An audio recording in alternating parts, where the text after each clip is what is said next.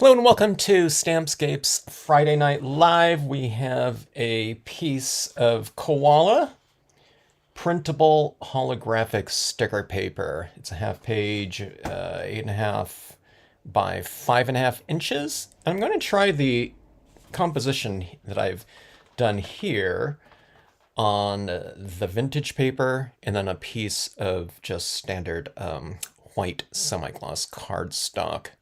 But I thought, let's do a kind of a trio, a series. It's not really a series with just two on the holographic paper. Something, quite different from the first two. And I don't know, just really fun to work on. I've probably done this composition many times before on this type of paper, or similar compositions, I should say. But I haven't done it in a little bit of time, so I don't know, keeps it reasonably fresh. Printable sticker paper, vinyl sticker paper, I should say, are really awesome with the Brilliance pigment inks because they're fairly thick and they are water-based, and that's what the printable vinyl sticker papers really are, designed to accept. They're designed to go through your inkjet printer, which is, I guess, a dye-based type of ink, or a water-based type, at least. And it will apply to the emulsion that's on top of the holographic paper, okay? So there's holographic papers out there, but then they're not printable, okay? You can use those types, but you can't do like a lot of the techniques that I'm going to be doing on this one on the holographic cardstock or just holographic papers. It has to be the printable, types, okay? And it'll always say that. It'll say compatible with inkjet or certain types of laser printers. You gotta just look for that printable notation in the description. Hello, Anger Pegasus. Good to see ya. Okay, so here's the thing. I can just print on this type of paper, but it's a really loud paper. You can't really... You might be able to see certain types of images over the top of this.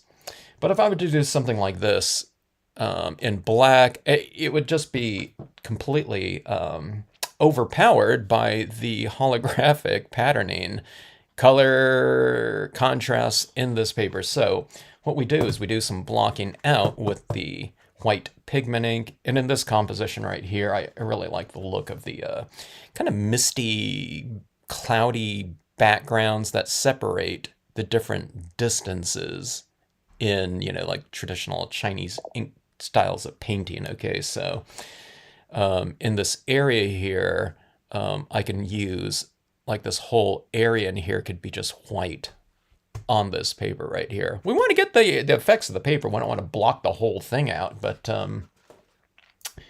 we want to block out enough to where it, in context, it, I wouldn't say it looks natural, those holographic colors like that, but it'll make the use of a lot of different types of imagery kind of more whatever palatable for our eyes. It won't just completely overpower everything.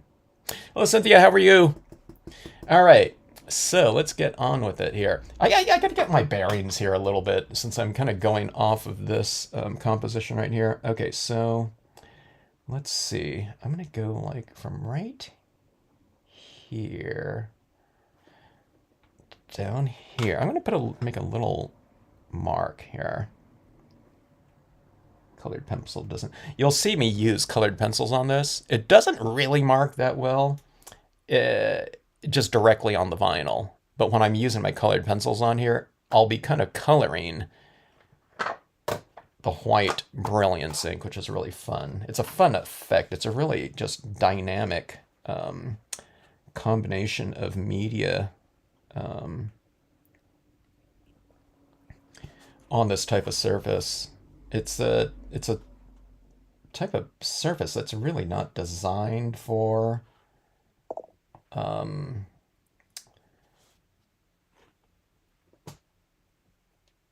like crafters, like paper crafters.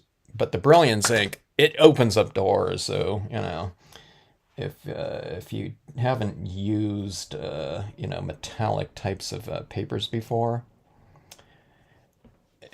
or if you have some like I had a bunch of, but didn't think about the brilliance inks and the stays on those types of things,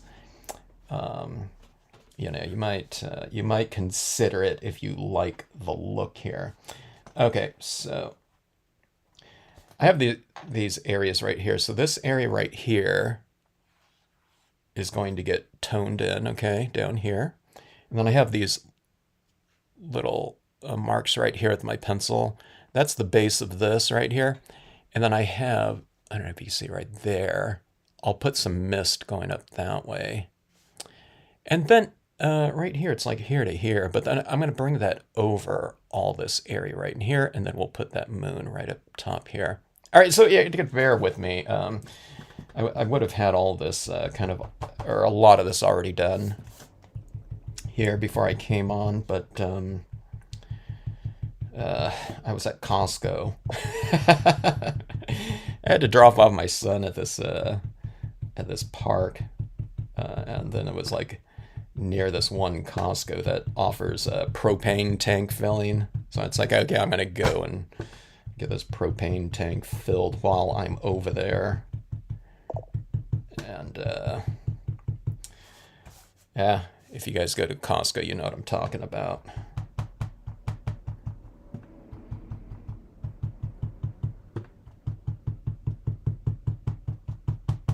You know what I'm talking about in terms of, I don't know, whatever. The browse of the Costco effect. All right, so this is what this looks like right here. It doesn't go on super smooth, although it's not too bad. I've been doing this, quite a bit the last few days with the pigment inks. But it'll probably go on kind of blocky, but every time I go up to my uppermost portion of my whatever pigment ink designation, brilliance pigment ink designation, I'm going to try to taper it off a little bit so it's lighter up here and then heavier down below, okay? I want it to look like kind of like wispy clouds going off there, so I don't want to just go up here when I first start, tapping this when it's at its wettest point. I'm adding it down here. Ink is coming off of this, okay? Now, the amount of ink coming off of it just depends on how wet your pad is. My pad is, I keep it kind of drier on the drier side, but I did just re-ink it, so it is pretty juicy, I would say, okay? So what you do is when you come up, when you're tapering it off, use lighter pressure, like this, okay? But also, you got to, kind of get the gist of how much you've applied there.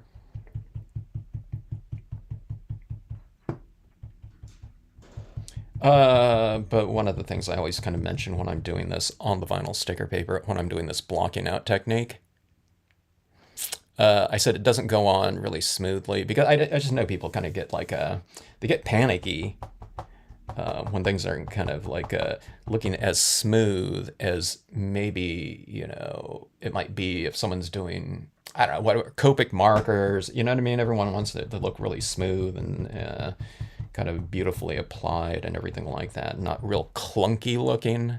This tends to look kind of clunky because the paper, that emulsion really grabs this ink quickly, okay?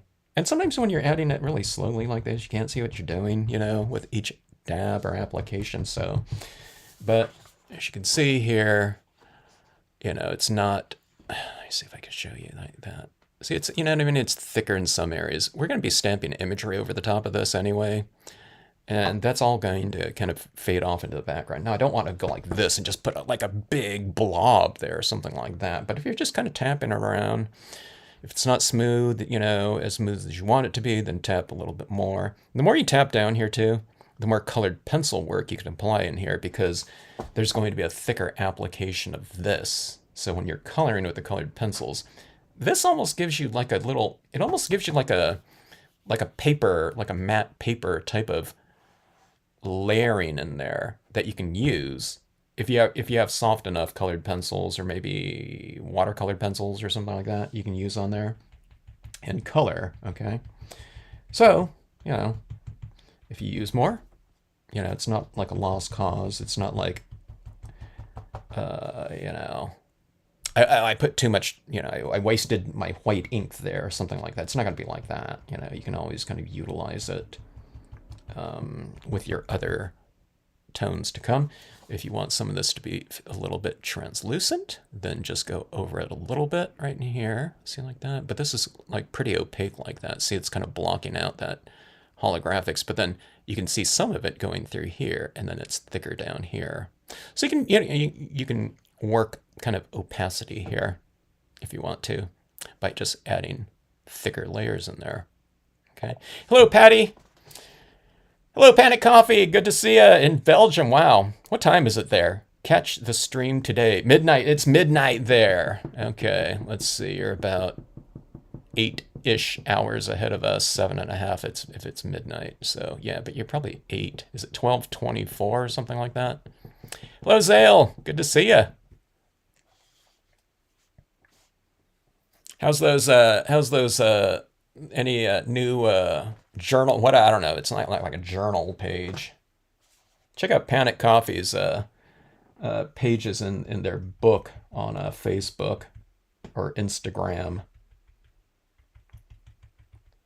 Very cool. I want to start a little like a stamping book. No, it's cool. It's kind of like it has a feel of like a journal, like a drawn journal or something like that. Um,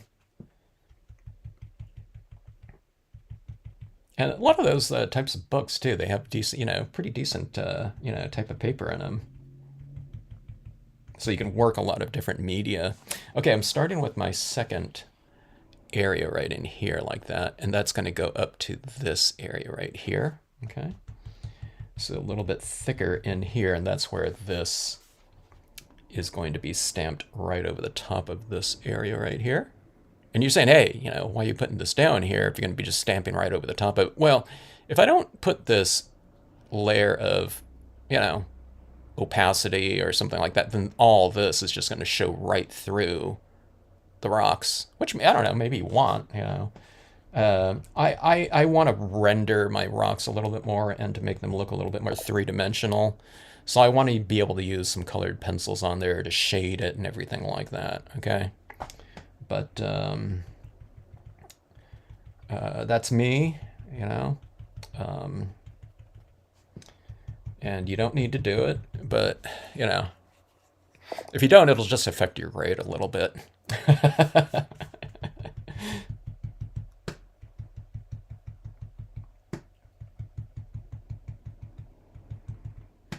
All right.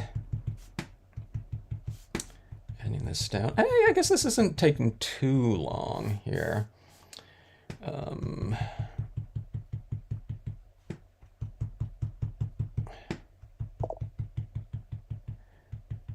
Now, I'm not exactly sure how much I should use on this, how far I should go up, you know. I just kind of want that kind of iridescence, you know. It's like when you look at some clouds or something like that. And I mean, it's going to be a little bit more than that, but, you know, just when you see that, I don't know, whatever you call it, refraction or whatever in the clouds, and you see that kind of lighting, you know, coming through it in some areas. So we'll have it in, like, you know, the sky area for sure. And then we'll have it like within the clouds and forms in here. But again, I'm not really quite sure how much to lay down on here because I haven't done this for a while. Okay, so this is coming in from this side like that. And then we have that other impression that'll go from about right here. Okay, so I'll bring this over this way. One of the things is that I'm laying this down and it'll be in back of my impressions. And then what I'm going to do later on, after I get done coloring it, I'm going to put a little bit of this in front of the imagery so that it has the feeling of, I always mention this, but I think it looks like when you do stuff like that, when you put some kind of texturing behind something and in front of it too, for me, it's the white pigment ink is usually the easiest thing to do that with in scenes. It makes it feel like the imagery is being kind of enveloped with the surrounding area. So this is a visual piece, of course, but when you add in a little bit of that pigment ink in front of things, it feels a little bit more dimensional. And then you move the visuals into it's a more kinesthetic visual. So you're kind of engaging, I don't know, someone in a visual sense, it's getting into a different type of sensory experience. It's like if you saw a picture of like a cloudy or like a super foggy day, it just has a different feel than like something at high noon, just really super clear, which is that's its own, aesthetics to it. But like the foggier days, it's a little bit more kinesthetic looking. It just has a different feel, or like sunset, like a deep, rich sunset. It's when we're made kind of aware of all the sediment in the air, because it gets illuminated with warm light. So you can't really see that in just like white light, like at high noon or something like that. But you're made more aware of, you know, ourselves being enveloped. That's why, it's more, and it's like really kind of soothing to look at like a sunset, in real life. Okay, so that's what we're doing. We're enveloping you here. We just finished our stamping session just in time to catch live. Oh, that's cool.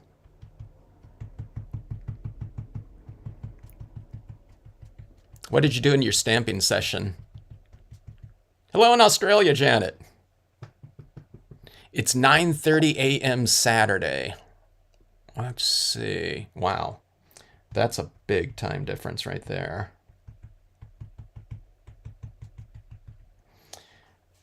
Oh, yeah. I think there's a stamping show going on not in Australia, but I see Anger Peg, had a coffee here, but De Stempelwinkel is attending a show. I forgot to see if they got their set deliveries yesterday or not via UPS. That's a 3-letter word or an acronym. But for Panic Coffee, that's a 4-letter word. All right, let's see right here. See that right there? So we have all this area right in here. It's, it's super active in the color scheme and everything like that.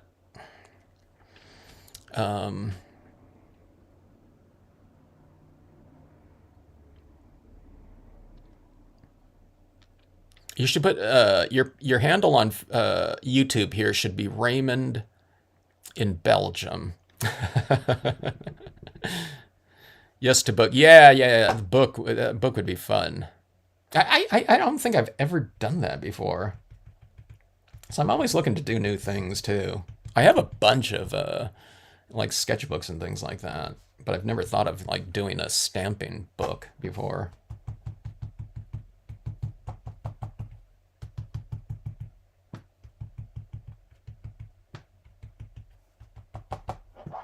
I was always too busy at conventions, and back when I used to do a lot of conventions. But now that I think about it, I don't know when I could have done this, because everything was like so busy at those shows. But it would have been cool to have like an autograph book, like a sketchbook, where I can go to the different companies or booths or something like that, and I would have like the the artist for that company, if it was the owner sometimes, stamp in my book. It's like what they do at like comic book conventions. They have like the artists do a little whatever they call them, remarks or something like that, or little drawings in their books like that. All right, so if you haven't just joined in, we're working on a piece of the printable holographic vinyl sticker paper, and this is sticker paper here. You can like peel off this sheet and use it as a sticker. Okay, But we're recreating this scene right here, just on this paper, okay?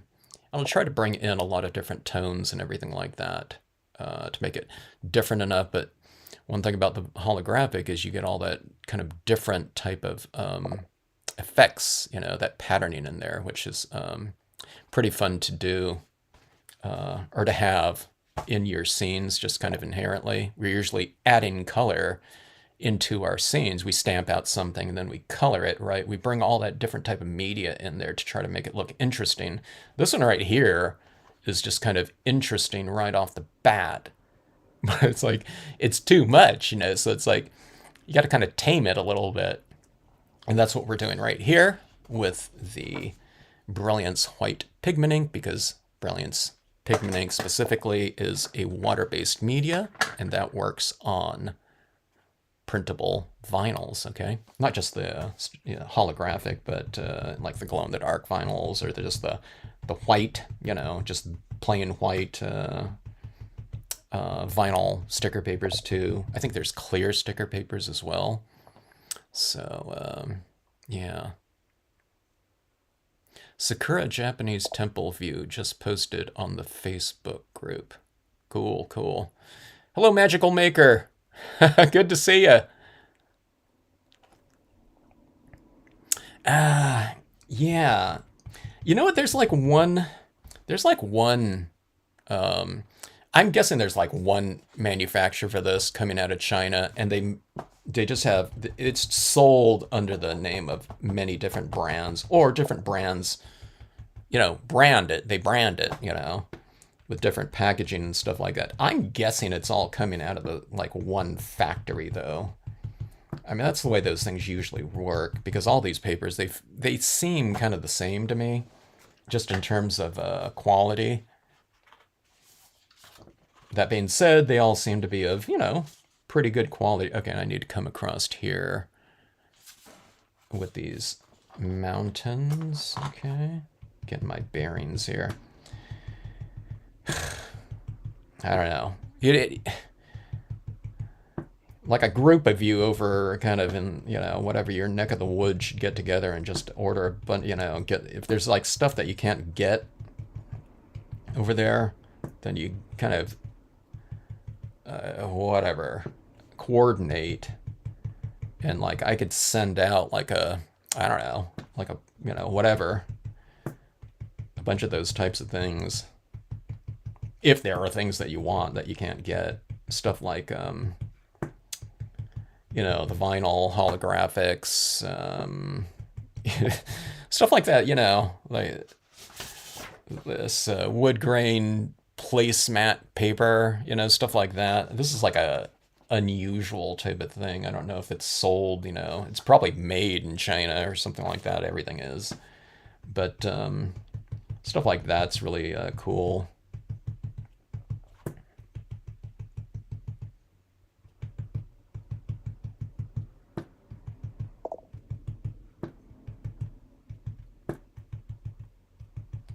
You guys need to start the Belgium Holographic Stamping Club. The holographic HSB, the HSB, the Holographic Stampers of Belgium Coalition. All right, so this didn't take too long, you know. Hope it wasn't too torturous to kind of sit through. But that's the, I think this is the general kind of gist of the foundation that's happening in these scenes. Everything is going to be a little bit different. Okay, this one doesn't start off with any kind of, you know, lightness in here because it's on the vintage paper. So you're adding in this white, which kind of stands out quite a bit on this one. All right, now on this one here, you're starting off with white, so I added in, there's a lot of, I mean, it started off with a white piece of paper, but I added in a lot of this mist everywhere because it just blends in, because it, you know, it blends in with the white piece of paper too. This one right here, it's a little bit different because it's, you know, it's a loud surface, a louder surface than that vintage one. in many ways. But the thing about this is there's just so much contrast in it, I mean, you go like this, and that's, like a deep blue violet or something like that. But it's also lighter than white because it's reflective. So you get this big range of contrast in there like that. Okay. But it just seems like, if you add enough of this down, and see, we still have the benefit of a lot of that holographic going on in there. Stronger in some areas, lighter in other areas, where, see, it's like more opaque here, so you don't get too much showing through here. But like in the lighter areas, it's more of like a pastel version of the strongest version of it, where it's not covered at all. So I don't. There's a lot of leeway though. It's not like, oh my God, I should put 2 more taps of white down or something like that. It's not like that. But I don't know. It's so much fun to work with. So yeah, so if people were getting this to stamp on out there, it's like I would, you got to have some of the Brilliance ink too, so that it has to be kind of available. And Brilliance ink, I was shocked. A lot of people had this type of stuff. When it first came out, everyone was getting everything. New ink comes out, everyone has it. And it came out like 20 years ago. Then when I started using it on the different vinyls, not on the printable vinyl, I didn't know about that one at the time. And I started posting stuff using Brilliance ink on top of metallic papers, the holographic, just the colored metallics. Posted on Facebook, and people said, hey, I didn't know we could stamp on metallic papers. And then I said stuff like, yeah, it's it's the Brilliance ink. And then people said, what are Brilliance inks? And then I started looking around, and it's like, oh my God, Brilliance ink was almost like a forgotten thing. And then I looked at the distributor here in the US, and they had a bunch of colors that were discontinued. And I didn't see it because people didn't ask where you can get it. So I'd start looking around. And I was thinking, man, it's like a lost ink type, because they made this for people to be able to stamp pigment inks on glossy cardstock. That's what it was originally designed for, because everyone's stamping on glossy cardstock and matte cardstocks back in the day. And a lot of people stamped on glossy cardstock, including myself. Dee from Posh Impressions, she was a big glossy cardstock, user, and very influential too. So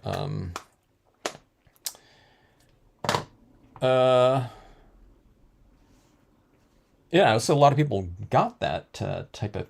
You know what? I don't know if I should just stamp this all in black here. Let's try to get a little variation in here in the green tops right here. And now I stamped it here in pink, and we stamped it here in black. Okay, let's try to make this a little bit different. So I'm going to make this one a little bit of a, like a dark green in some of these, some of the foliage here.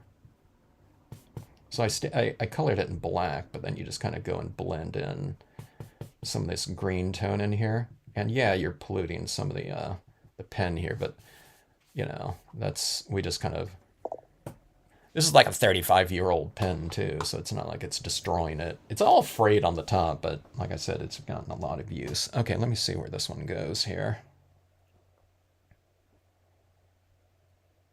It's like my super scientific way of stamping this out. Measurement. All right, let's see what we have here. Okay, let's see. You're using cotton wool. Where was that? Oh, yeah. So 100% cotton right here. It accepts the inks very well. Don't use the synthetics. They wick moisture. You want that ball, that cotton ball too. really absorb as much moisture as possible so that you have more to transfer like that.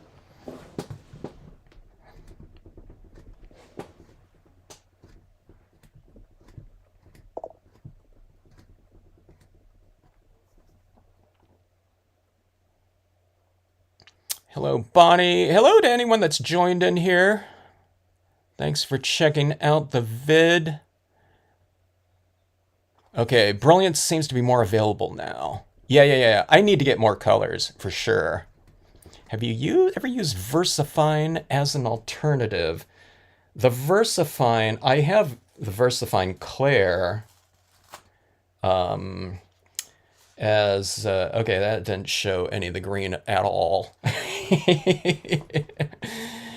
Maybe this is like probably too thick or something like that. I wouldn't use the VersaFine Claire on here because VersaFine on here, VersaFine, remember, is an oil-based medium, and this vinyl sticker paper is designed for water-based, okay? So you might be able to apply the VersaFine over the top of the water-based Brilliance and it'll apply and dry perhaps, but if you get it just directly onto the sticker paper, I don't know if it's going to dry because it's just not designed for that, you know, it's not designed for that water, that oil-based medium. Okay, let's see here. This is like right here. I didn't go down as much with the white, where I'm applying this. Let's do this right here.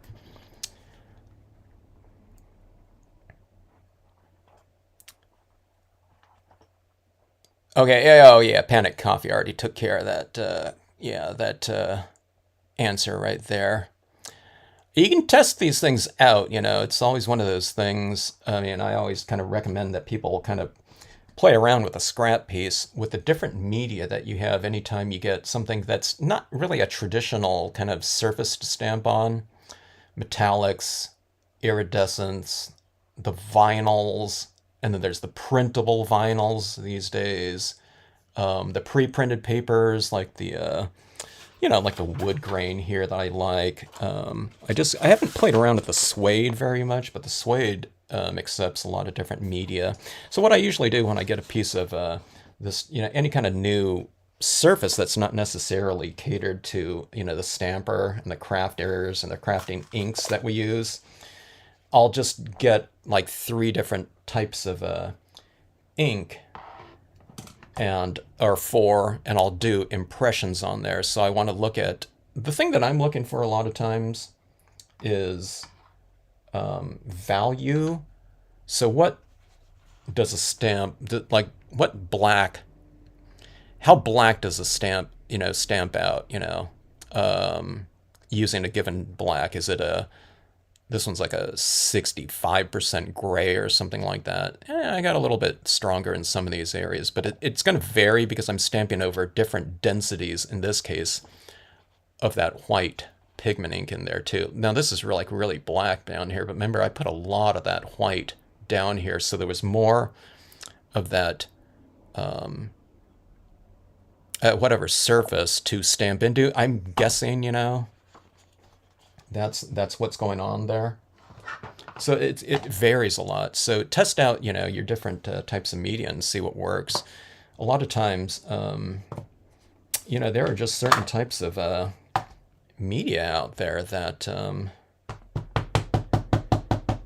don't know. They've already become you know, got some kind of reputation, and it's just, you know, I don't think people have tried different types of ink with certain types of things. They might have tried like one type of thing and then just posted it online. So, and it just, I noticed those types of things just kind of it becomes, I don't know, whatever, canon or something like that before it's, you know, it's really been tested out with other types of media. Just one person tried it with a certain medium, they tried dye-based inks where, a STASON would be required or something like that. And they just said, hey, you know, we can't stamp on this surface. So people just kind of rule it out sometimes. So I'm finding that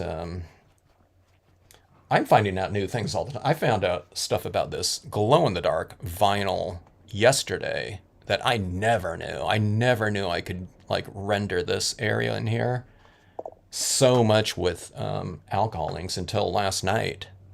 I mean, I'd used the Brilliance ink on there before, but just I wasn't aware. And I know I wouldn't have guessed that I could do that until last night when I tried it out. So yeah, I do a lot of testing. Okay, so this is going to be overlapping the trees right in here quite a bit. So I'm wiping off a lot of that ink there. And again, it's not too much different than the concept of the clouds doing varied value impressions by wiping off certain areas of stamp so that you stamp them out, and then they become they stamp out lighter in certain areas. Okay, so you get varied value or a value range within your impression. Okay. All right, so here, I hope I took off enough. This is a really thick black ink right here. But yeah, see, it's kind of real light back right in here, and this one's a little bit darker right in here. I could have gone a little bit darker, add that, and we'll put another one right over here.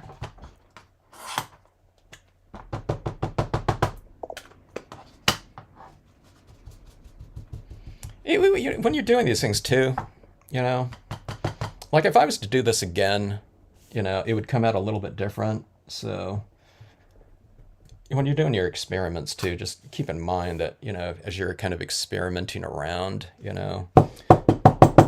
like the first and like, I generally think it takes like, I don't know, I heard this thing years ago that, it's usually like third time's a charm or something like that. So when you're practicing something, I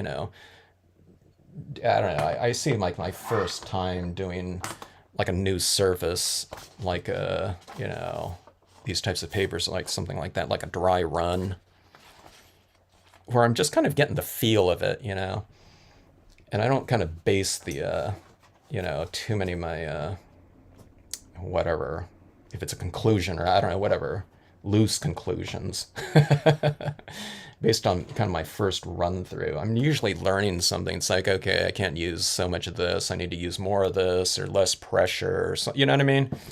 I'm just kind of playing around with that. And everyone wants all their stuff to come out, looking like, it's for the, it's ready for the Museum of Modern Art, as do I.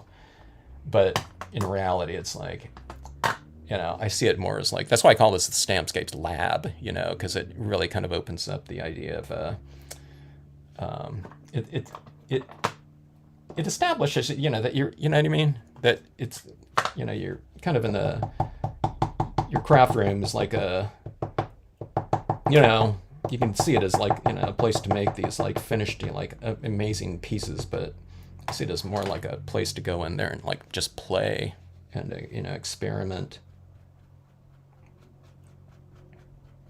All right, let's get these subject matters down. I was just about to stamp in these textured rock things in here, but it's easier to do that around my figures in here. All right, let's see. Let's go like this right here. It's a little bit lower, actually. I extended my ledge over on this one a little bit. Let's see.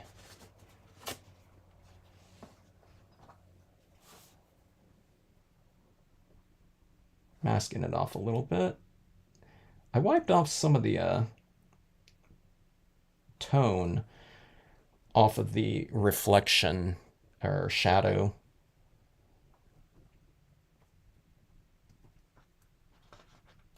See, this really sticks to this.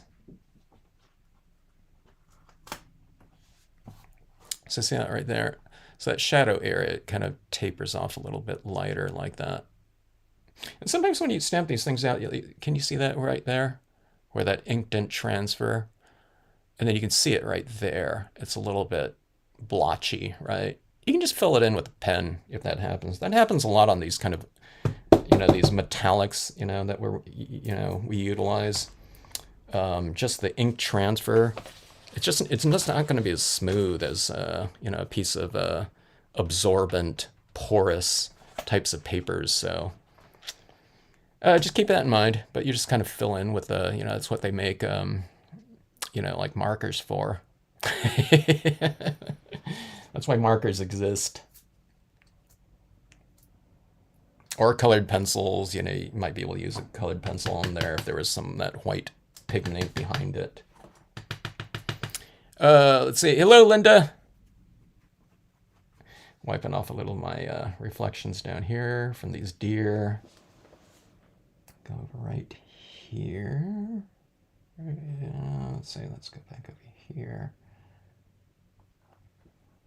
You just don't want to stamp these deer up in this area right here, okay? You want to have a nice silhouette around them so that you can see them nicely. If I stamp them up here, they'd be right within all those forms, unless you're doing like a, you know, like a Where's Waldo type of thing, or like a seek and find type of thing. We should do seek and finds in stamping, you know? It's like, okay, find, there's 3 deer in this scene, there's 1 tarantula. We should do that with a horror one, Panic Coffee. There's find the 350, well, in Panic Coffees, but find the 50 zombies. All right, like that. Let's gauge this. Do I need to add in any additional white pigment ink anywhere? I'll be adding it later on, but let's get those rocks added in here. Okay. Yeah, you can give that a try. Okay, so Magical Maker, one of the things that I do sometimes on top of this, if anyone just joined in, I've added a lot of this white pigment ink in here. You can see it on top of this vinyl sticker paper, okay? And then what we did was stamped over the top of it so that these, you know, we don't have all this holographic showing through, at least too strongly, our background objects in here, okay? We're going to color them too. And now I'm going to add in some texture in here to kind of unify at least the foreground and the midground area in here. All right. And I'll utilize whatever, I guess, dampness to create a value range here. I'm kind of adding a little bit more at the base of this rock, and then I usually like to have things a little bit darker on my edges, okay? Like that, and right here. It's just, this one's just a little darker. So we're adding this out like so, and then when you move in like that, it gets lighter. So it's like from the darkness to the light like that, just using one color, okay? But just in various strengths. So it's dark, and then with each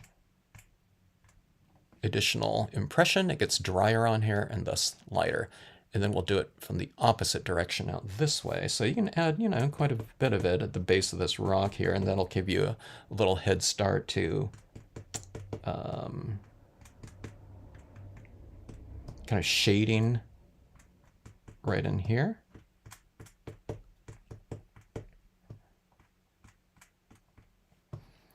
And we'll add some right around this horse right here. You add those textures in the water like that, and it looks like it's a little bit more shallow than deep, okay? Because you can see the bottom or things sticking up out of the water.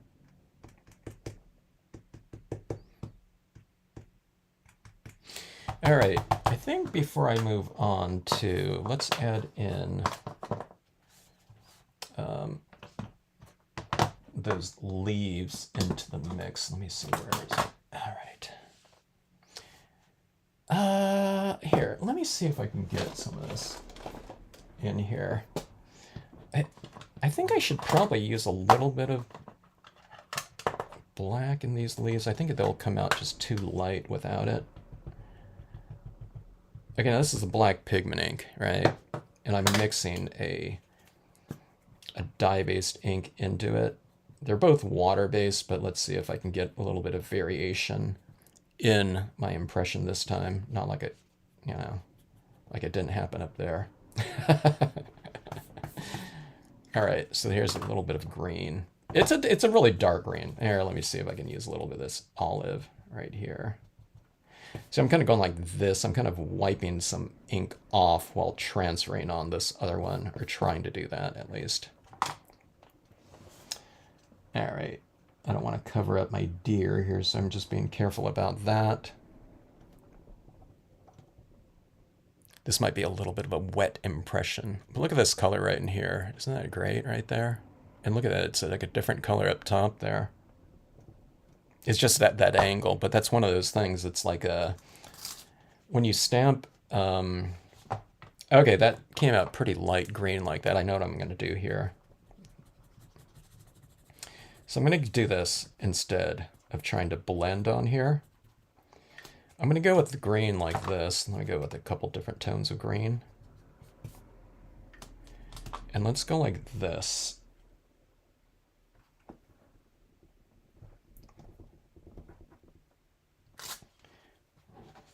All right, that's like that. I don't know why that one came out lighter, but that one had the black in it, and this one has just straight green, and that one looks darker. I don't know. But what we'll do is we'll go with the green tones like that. But then let's do a darker version of it, so hopefully get a little bit of depth within this foreground. See, like that little thing like that. It's like what happens with the holographics. You get this. It's like a multi-personality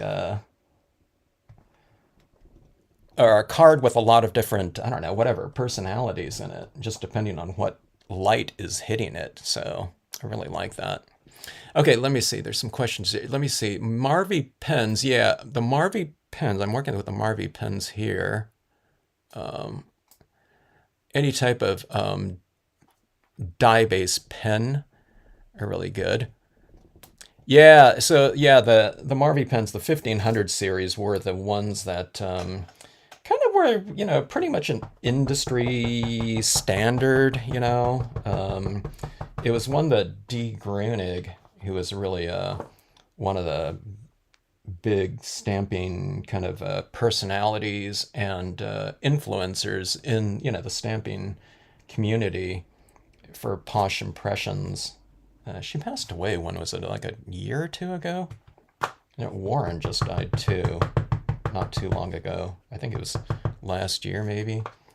A really fantastic lady, and really just, she's, I don't know, she knew about Marvy somehow, and she always used them to color her really bold imagery. And so everyone was using it. So everyone had these Marvy 1500 series pens. Uchida still has them on their website, I think, certain colors, but they're kind of been discontinued.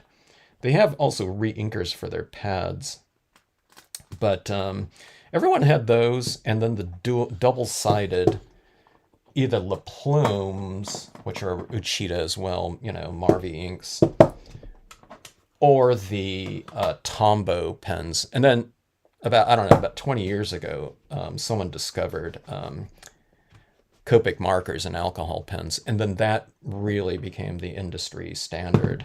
I think it's because everyone was stamping out their imagery in dye-based inks, and then when you colored with dye-based inks, you know, there was a danger, whatever you want to call it, of blurring dye water-based over water-based. But when you colored with the alcohol inks, alcohol and water, you know what I mean? And Copic markers are, you know, like a really fantastic marker too, like expensive, but they didn't have to worry about that aspect of it, the blurring. And like I said, it's just a richer type of tone too. And then there's like re-inkers for the Copics and things like that too. Let's add in our moon in here. But anyways, yeah, the Marvies, the Marvy water-based types of inks and things like that were kind of a lot, like a totally forgotten medium at some point in time. But very good pens though.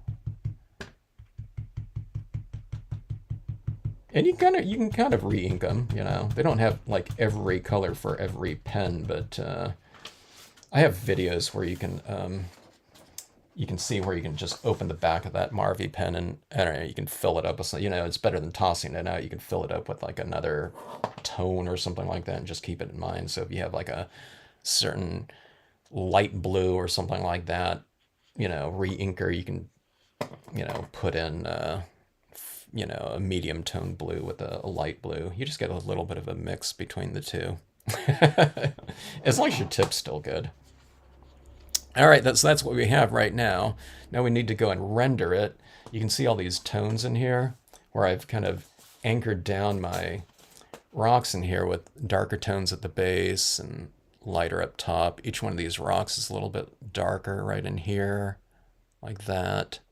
But kind of, for the most part, kind of a little bit more bottom heavy. Up here, I kind of went a little bit top heavy with these mountains, which is kind of a different thing than I usually do. But I wanted it to have more of that kind of that, whatever, cloudy valley type of feel. And that's how those like Chinese ink paintings are done. You know, everything's separated by like this like negative space in here. So colored pencils work really well for that, provided I have, you know, I've added enough of the white pigment ink in the background for me to draw onto, because you can't draw on directly onto the holographic with these pencils. It just doesn't apply like that. So let's see if I've done enough in that, you know, I want to say over the forms, it's behind the forms. All right. Yeah, it looks like, yeah, there's definitely enough here. I don't know if you can see it right here. See those rocks right there? Here, I'll come down below the rocks into this water area like this. I'll bring in some color too. But I'll start off with kind of doing some shading right here. Just kind of go with a really light touch like that, just to kind of get the feel of it, or that's what I do. Unless you're going for like something like super strong, like a, you know, like,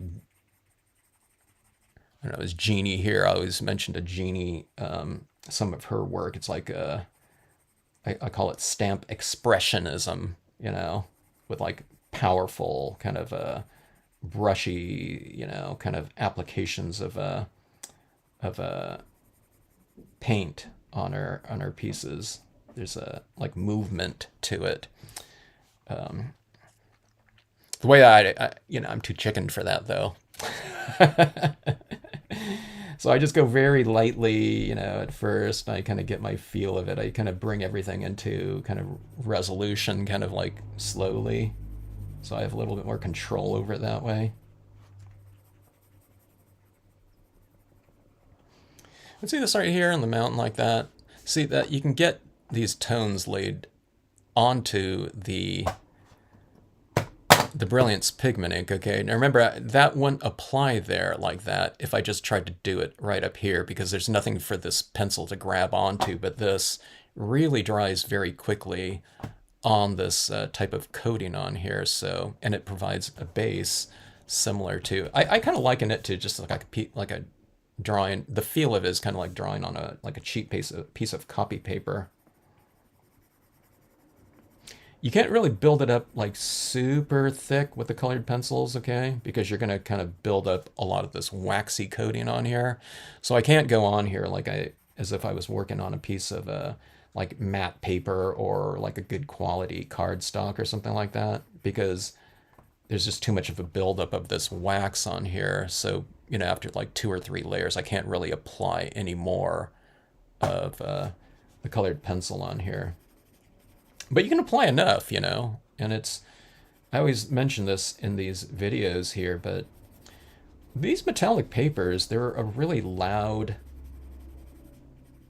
visually loud paper surface to work on. Like, I have to block off things for it, these images to even show up on here, okay? Like if it was like this loud right around in here everywhere, it would be hard to make out what's going on in the scene. Okay, but colored pencils are like one of the softest looking things.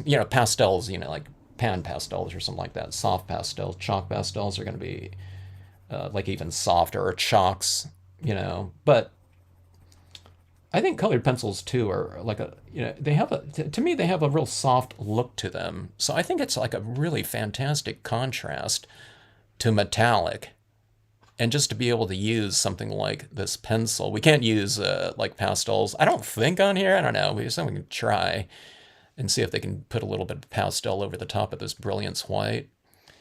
But just to be able to use some kind of soft medium on top of a metallic like this, I find it to be an amazing combination, like something really sharp and kind of loud to something like really soft on the other side to kind of like balance it out a little bit.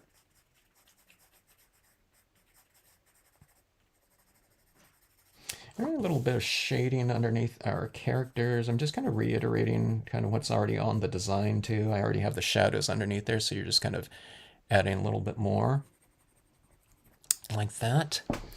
Let me see. Hello, a web. Let's see. Are those the original barrel prism?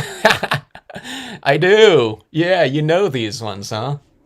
It's right here. Someone knows their pencils here.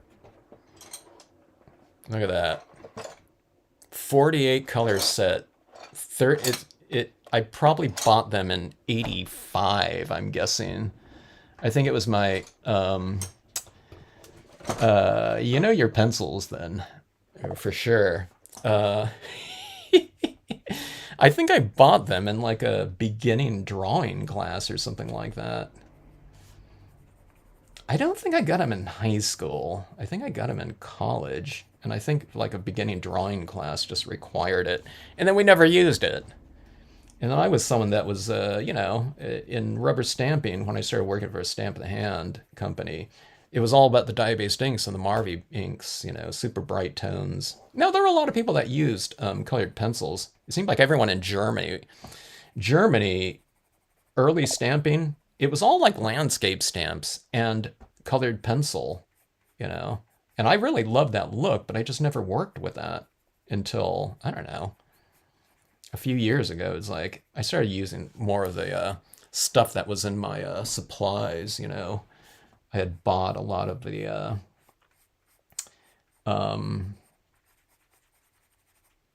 metallic papers, the Stardream iridescent papers, and all that. I had bought, different types of pads too, but I didn't really use them too much. And I started dipping into those supplies a lot a few years ago, including like old college stuff, so the Dr. Martin's Bleed Proof White, I used it like in illustration classes a couple times. But they had us buy all that type of stuff, so I started doing stuff like splatter painting with this paint. I've been using this one for longer. Going back a few years, but yeah, it's like a lot of these things, it's like dipping into some old supplies and just think, okay, what can we do with this, and what are the strong points of all these different mediums? So I was using a lot of glossy cardstock, and then I started using a lot more of the semi-gloss cardstock, because I can use the colored pencils on there.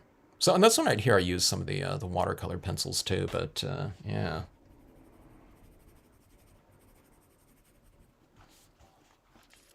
So yeah, good eye there with the pencils. You can tell that, huh? From looking at it from a distance like that.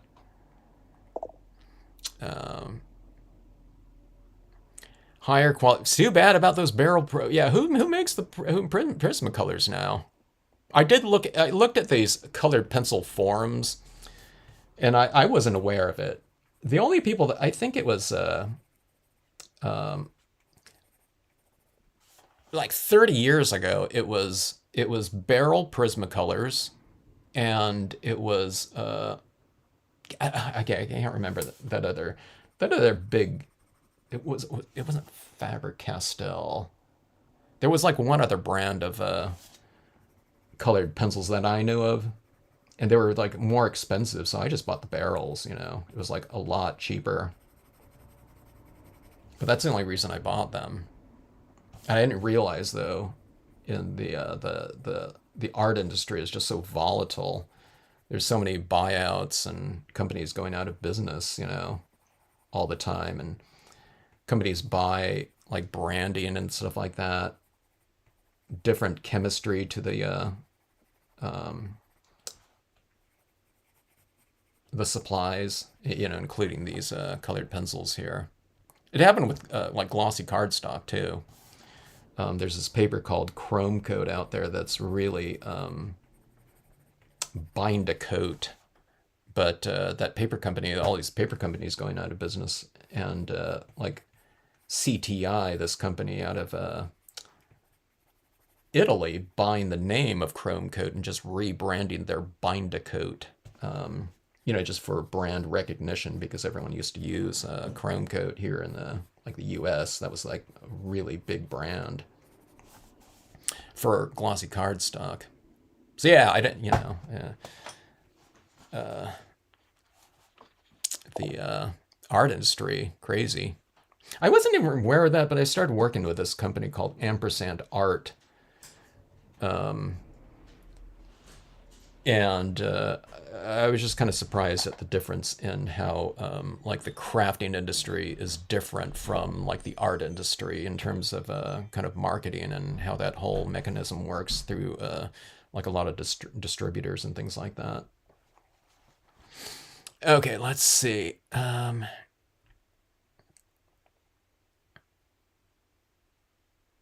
There's something I've been meaning to. How were you inking up large stamps before the advent? Okay, that's a good question, Panic Coffee. So before raised dye-based pads, dye-based ink pads, it was all the markers like this. So you would just have to color like this. So it was a challenge, with certain types of things, and not too much of a challenge because that's what we were doing. We just go like this. But the thing is, for me, and once in a while I'll run into someone that took a class from me in the mid, early to mid 90s. They'll say, someone reminded me, okay, the black Marvy pen wasn't that great. I didn't like it in terms of its darkness, okay? So we would ink up our stamp using the bottle green, which is a really dark green, and violet, which is a super dark violet, and I would use those two in conjunction, stamp it out. It just looked black, but it was a much, much deeper, richer looking impression than just straight Marvy black. Now Marvy black, I think they changed their chemistry, and it just became much darker just inherently, okay? But I felt that their black used to be like, I don't know what it was, like a 90% gray or something like that, but we were able to get like 97% black or something like that using that combination of those two pens. But it was all coloring it up like this. And then I used to do, you're using the tonal applicator the other day, or you posted that shot of it, and it was all coloring with these. So if you didn't have these pens right here, the Marvy 1500 series with this big thick tip like this, if you were using like a Tombow, the finer tip one, the brush tip one, this is called a brush tip right here, but it's much more like a bullet tip. If you weren't coloring with these, you would really shred that much finer tip. It's like a Copic tip. And then they had that really small tip, which would be completely pointless to color something like this. You can do like probably outline style of designs, but my designs are tonal. So it would be chewing up your pens, if you were trying to color with anything. So it was all 1500 series Marvy markers. Everyone had them. That was a stamper, I would say. And you could go to a convention or something like that, or you'd be talking in a workshop, and people would be saying, this is pre-internet and everything like that, so everything was like in person. But someone would say, "Hey, what color did you use on that grass over there?" And you might say, "Oh, it was a number 4 and 11." Because everyone knew the numbering system for Marvies pretty much. Is that a 72 or is that like a 4? It's a 72. It's the pine green.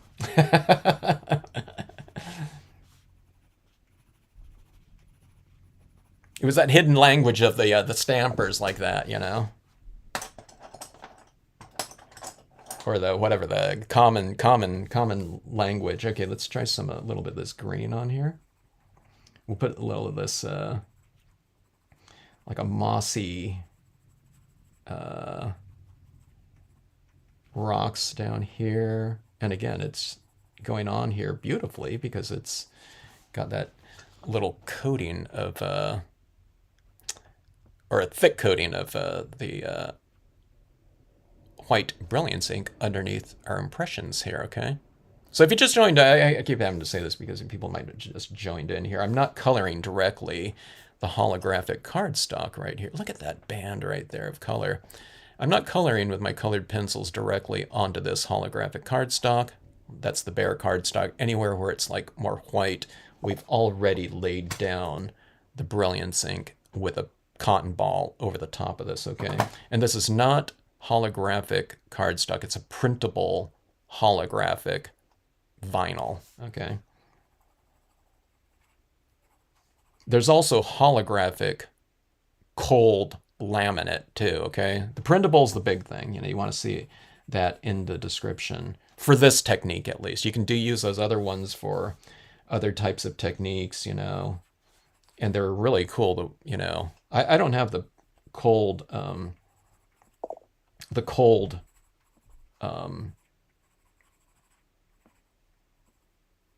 laminate. Linda has the cold laminate. I loved her cold laminate stuff that she did with the holographic. I think it was a holographic starry, right, Linda? You just put that over the top of your scene, but it put that starry kind of like foily look. Like I remember looking like in the rock areas of your the pieces, and I thought, it looks pretty cool. I might have to get some of that, If you posted up another like 3 or 4 examples, or maybe even one, I probably would have bought it, but I don't know. I kind of forgot about it, but I thought that looked pretty cool. All right, so adding in some of this darker tone down here. Remember, I can't go over this too many times with colored pencil because it just depends how much of that white pigment ink I'd laid down here. But see, it's starting to get a little bit more of like this foundation in here. Like things, I mean, they're floating in here, but they're more grounded, don't you think? With the use of these colored pencils on here. Everything's not so kind of like scattered in here. It's, we're getting kind of like common coloring, common value shadows and things like that in here. Opacity, too. I guess texture a little bit. But yeah, that's a good question about the inks there. That was a big thing when the raised dye base pads came out. And I think that was about the time the rainbow pads were coming out as well, too.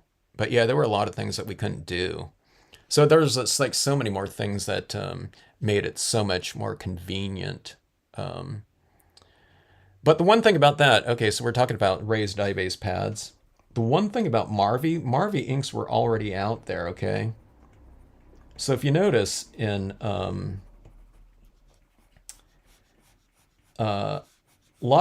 there weren't a lot of crafting ink companies out there. like Ranger, they were making industrial inks, okay?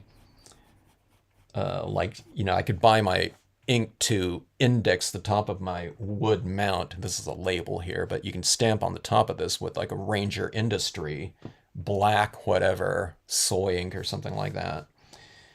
But what those companies did, most of the companies out there, was that they came out with a thicker style of ink so that it wouldn't run out of a raised dye base pad. If you make the inks thicker, it's not going to just run out, out of your pad, out of that material, because they were using kind of that more felty type of material.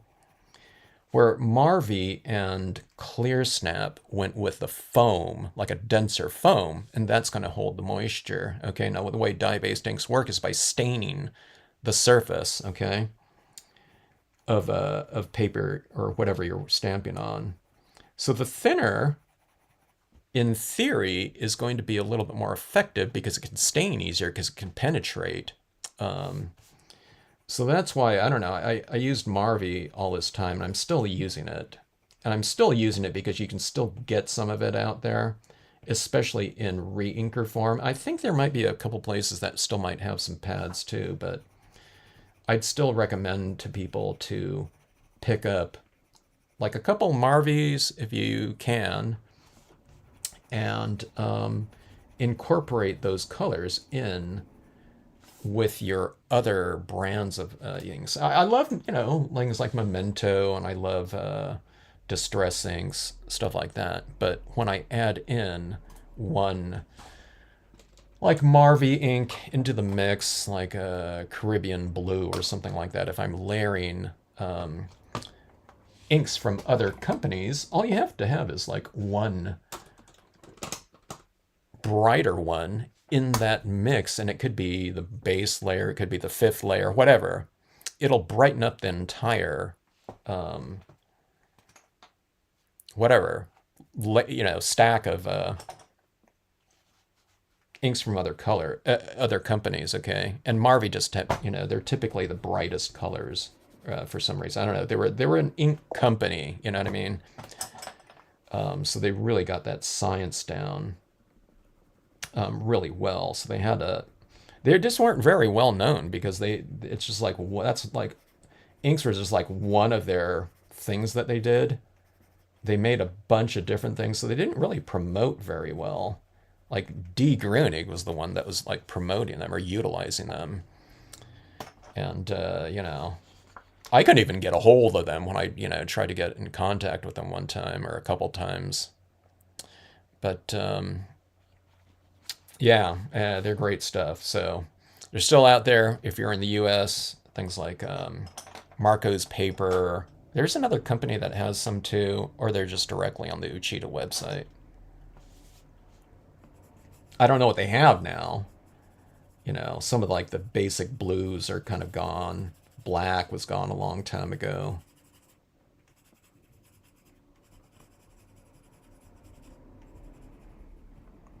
So that was the history of inks as I remember it.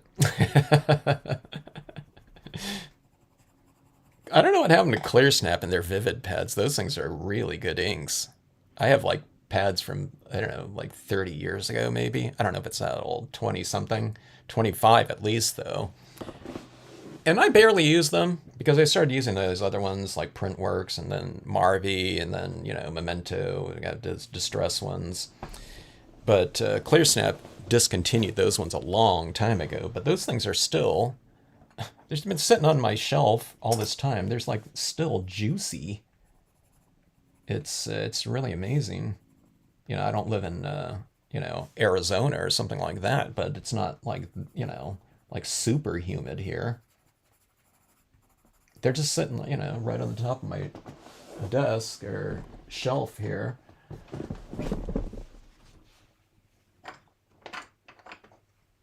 I say that now, like this one right here. It has that nice, beautiful, dense foam like that. But, look at that. It's like the, whatever. the impossible to kill ink or something like that. All right, so we have our shaded tones in here now. Now let's go in and add in some extra highlighting and things like that. Hey, the Hodgkins are in the house. How's it in Maine?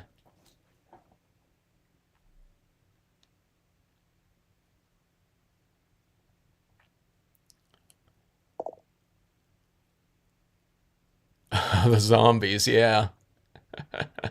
You can do a whole narrative with the zombies. Do it. What'd you do?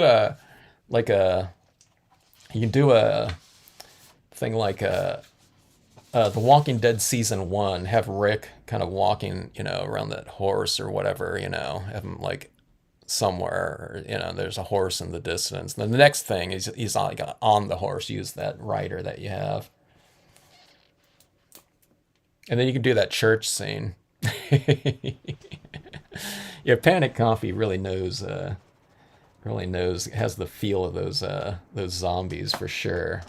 They know how to do it like a zombie horde.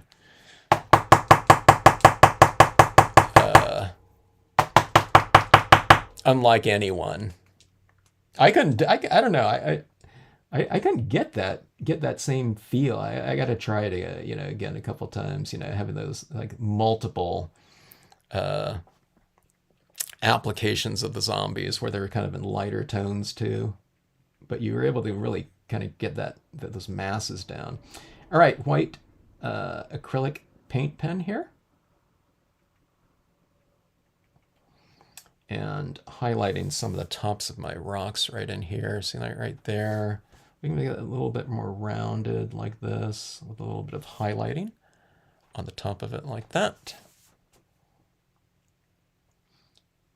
In the darker areas, I just kind of give it a little, like a dot sometime like that, okay?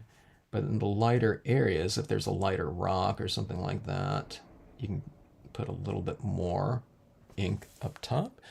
And see, these seem to look a little bit more rounded. This white paint will dry a little bit more see-through. It's probably stays a little bit more opaque on this type of vinyl, where on the paper it kind of soaks in or something like that a little bit more. All right, so on the side of this hill, I'll put a little bit of highlighting on that. Kind of makes it more of that, what do they call it? Lineless stamping or something, like whatever they call that.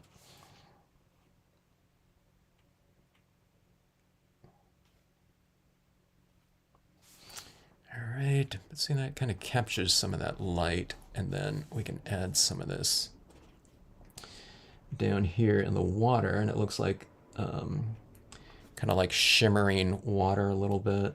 I'll add this white into my white. I think if I add it in here, it's going to stand out a little bit too much. So I kind of add it where it's not that apparent. It's only like a little bit of a detail. I don't know. Maybe if I keep doing this, I'll get bolder. I'll get a little bit more whatever application confidence with whatever I'm doing. The more that I'm doing it on a scene, but I start off kind of a little bit tentative.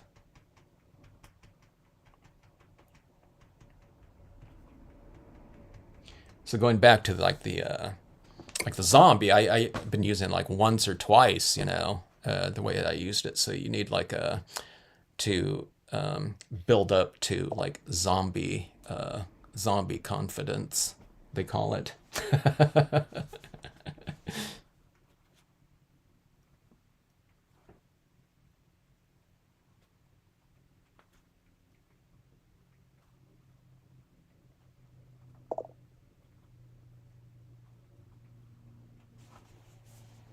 Stamp out some of the zombies on like separate pieces of paper, and then if you have like a scan and cut or something, like, you can cut them out, and then you can make and then if you have like a tank or something like that, you can have that tank scene I think that, yeah, that was like end of season one, right?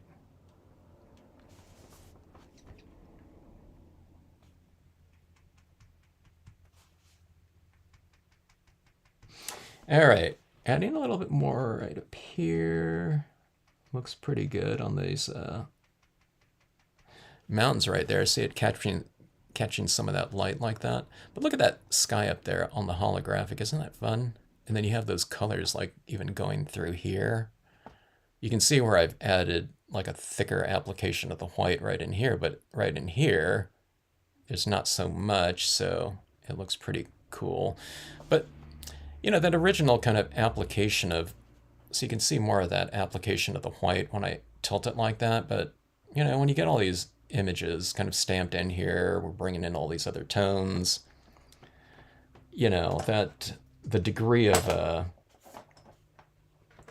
you know, what, you know, the degree of smoothness in terms of the application of that white in here, I find that it just, it doesn't need to be there, because by the time you come in here with all these other tones and textures like that, we've really buried a lot of that white application of the initial pigment ink application really behind a lot of things. So it just, I find it just kind of blends in with that background. And then we're going to be using some of that other white on the top of it too. So here's a couple different greens. Let me try to bring a little bit of green up into these trees right here.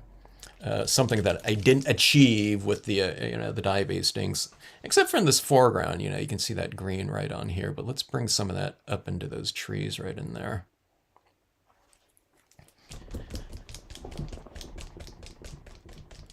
Okay, you got the 1500 there. Okay, well, where did you get them then? Where'd you get those pens? Angered Pegasus. A few years ago, I have a customer in Switzerland, and she wanted a lot of those pens. It must be, I don't know, it might be 10 years at this point in time. They're still stamping though. But I ordered her, I don't know if it might have been the Marvy pads and re-inkers, but then she ordered a bunch of the 1500 series pens as well. And the 1500 series pens, there must have been, I don't know, I'm guessing there might have been 150 different colors. And I ordered her a bunch of those. So she ordered them and had them sent to me, I think.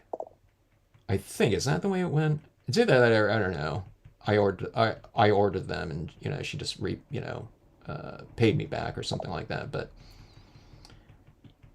she ordered a lot of the pens. I don't have a huge number of those pens, but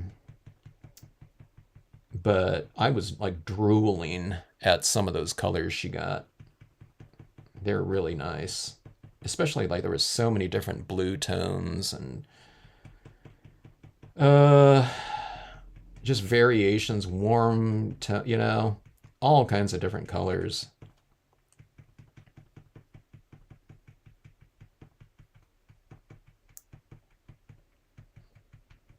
I don't know if there's any kind of like equivalent out there. There might be. There's so many different, you know, like these cheap sets out there now, of all kinds of different media. Okay, so what I've done here is I've gone in, I've cut where these trees on this one are like pink right here. I've gone into these areas with this kind of darker gray green and added it in there. And I'll come back into it with like a lighter green too.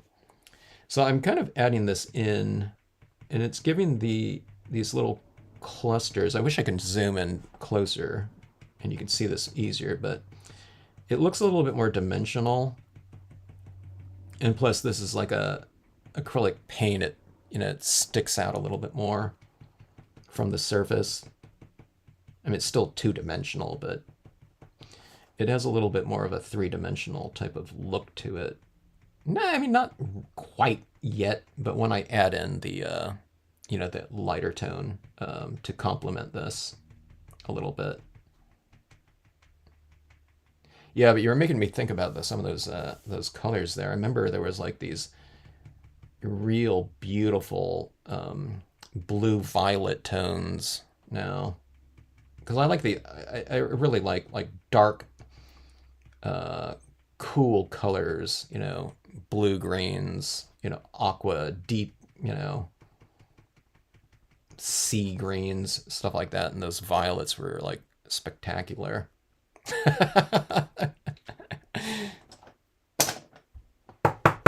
It wasn't enough to get me to get them, you know, because I'm doing these videos. I want to use like a bunch of like pens that no one's going to get, you know. So, um, anyway, but they're still out there, you know. You guys can still get them, I'm sure. There was a lot of different pen colors out there. I would highly doubt they sold out of them.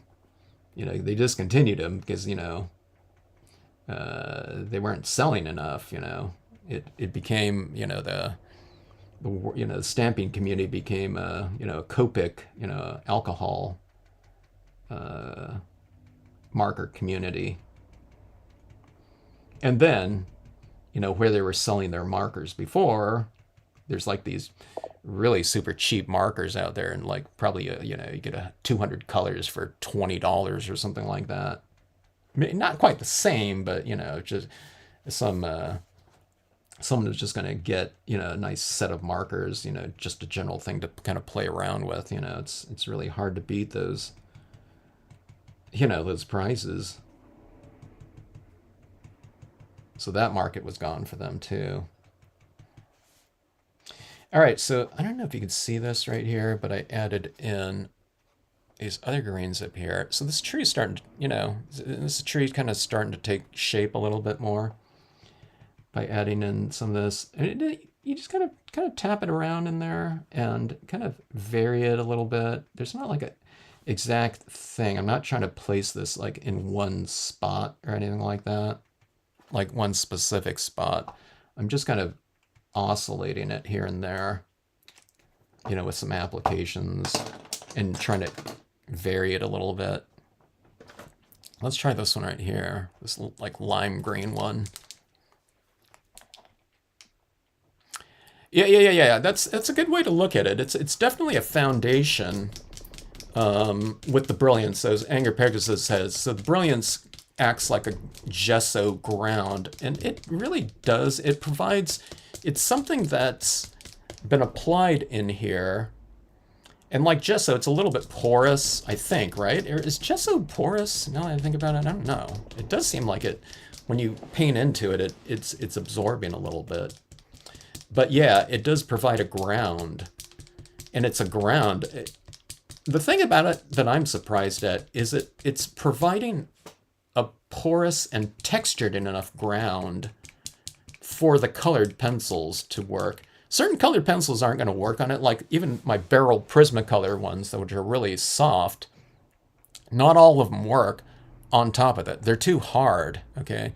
But one of the things I was mentioning is that I think watercolor pencils, what is that? The Derwent watercolor pencils that I've been using, I think they're pretty soft, so they do apply over the top. So if you can't go over the top of the Brilliance ink with whatever pencils you're working with, or the current incarnation of Prismacolors, you might be able to use a watercolor pencil. You don't need to use it for its water-soluble characteristic or ability, but you can just go in with the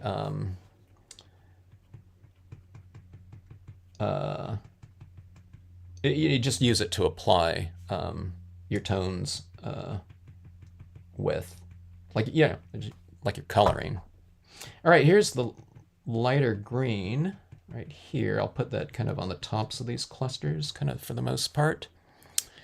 Linda tried Genie style, and it made a big mess.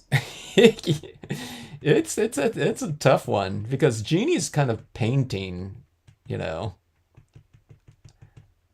Genie, I think her style is like, it's stamping and it's traditional media application, but it's equal parts painting with all of that the bleed proof light that she does. And I think it's like, if I'm not mistaken, I think it's brush work, you know, for all those kind of swooshy, kind of like super gestural marks. Yeah, so yeah. I told her she should do, you know, like an article in Rubber Stamp Madness called Stamp Expressionism. Yeah, because that's what it definitely looks like to me. Okay, so that's the grain. So these trees are looking like much, much more dimensional now. And then this green right here, I'll put this on some of my foreground areas. Now see right in here, it just all gets kind of like clustered. It's kind of dark over dark right in here. Now I don't want to just lighten up these leaves, otherwise I should just stamp them in like a light green or something like that. But I want to get a little bit of variation on them, so I can put some of these, in this case, dots. I guess you can do like little linear things too. You know, speaking of Jeannie, I don't know, it's Jeannie here. She would probably do this with like a brush, with if it was like one of her monochromatic pieces, and you can put these little touches down here, which would be cool to kind of bring in some of that like acrylic paints into some of these pieces. Sometimes I watched this guy, I think he's working in acrylics, and he's doing all these landscape things and like these brush types of marks, like getting like fallen leaves or something like that. And it looks really fantastic. And sometimes I think, yeah, you know, if we just had like this brush here, and if I had like a couple different tones, I can get, you know, some real kind of fluid, brushy types of marks into pieces. But it's like, I don't know if I want to start getting into like, that's like dipping into like this whole other world of like acrylic paints. It wouldn't take too many of them. I would get like a light green. I would get mostly like pastels, like pink, blue, brown, like a tan. And did I say green? I don't know, like 4 or 5 colors or something like that, so we can get these little, I don't know, you guys know what like impasto is? It's like when you put like a thick application of paint or something like that. It's like almost dimensional. But see, I can get like a thicker kind of like light tone of pink up on top of these areas right here, not just work in kind of like a dot format. So like 4 different colors, and then probably white, so that you can lighten them up or whatever. You can get different values out of it. But I would use it for like highlights in here. I don't know.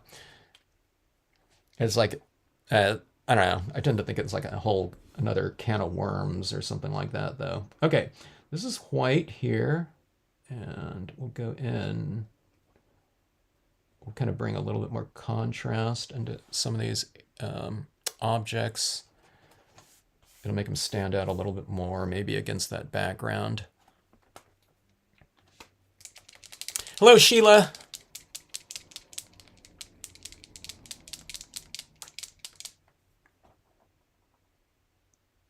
Sheila loves chrome coat.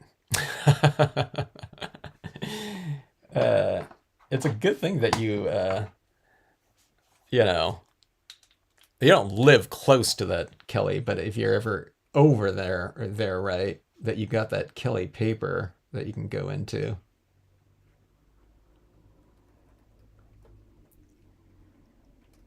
I live pretty close to a Kelly paper too, but sometimes I wonder how long, you know, how long they're going to be open, and unless they're getting enough print industry, printer business. All right, so I'm kind of highlighting some of my trees like that. Don't see the trees stand out a little bit more like that. If you have these kind of these branches, sometimes I start making, you know, a little bit of a branch or something like that where one doesn't really exist, but it just makes it gives these trees a little bit more structure. Now that like stands out way too much. So what you do is you just you come back in, and then you put a few little things of foliage. So you go back to your green, and you just break that up a little bit like that. Okay, and a couple of highlights on these rocks right in here. And I want to put some of these white highlights up in the tree too. And I think that should kind of round everything off pretty good. A stamper staple. Yeah, that chrome coat used to be the thing, you know. It was chrome coat and then just whatever. A lot of people use the Nina matte cardstock. But I think it's just because just Nina, I don't know, it's just someone having to use that one time. I found that the matte and the semi-glosses are all the same. You know, in terms of visual, you know, like weight, if you get the same weight. But there's a lot of good cardstock companies out there. But the chrome coat one, there wasn't as many different brands of glossy as there were matte. You know, there's just so many more applications of matte. But chrome coat was big though. And there was this other company, King James Casco, that I really liked. I still have some of it.